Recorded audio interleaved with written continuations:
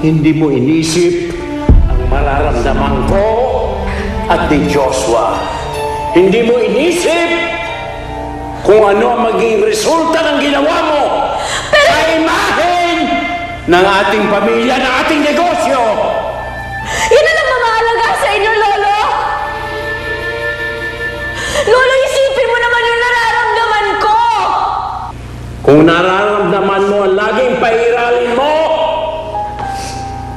walang mangyayari sa'yo habang buhay ka maging mahina. Suko na ho si Jenna. Natalo ho kayo nang tinalahuran niya si Joshua. Pero natalo din ho si Jenna nung hindi siya pinili ng lalaking pinakamamahal niya. Napakasakit ho sa kanya lahat ng mga nangyayari ngayon.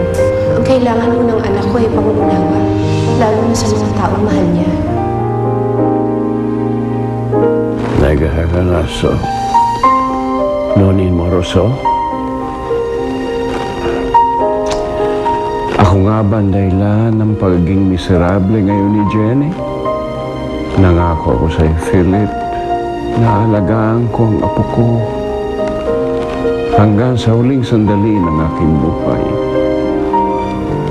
Pero, ano itong ginagawa ko?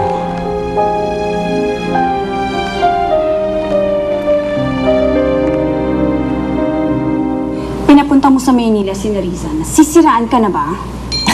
Ben, easy ka lang. Ang puso mo. Eh bakit mo naman kasi ginawa yun? Malaki ang tsansa na magkita sila ni Jenna. Ngayon pareho na sila nasa Maynila. Hindi ako natatakot na magkita sila. Anong ibig mong sabihin?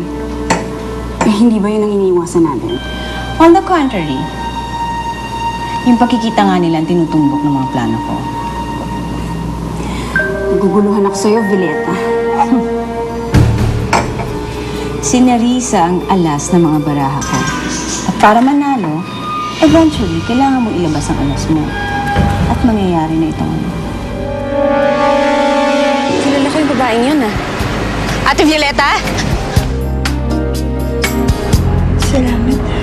Siguro kung wala ka rito, hindi ko kakayanin lahat ng pinagdadaanan ko ngayon. Hindi madaling maghilom ang mga sugat sa iyong puso. Kung mananatili ka rito, magsimula tayo doon sa malayo. Umalis tayo rito. Pumunta tayo sa Korea. Doon na tayo manirahan.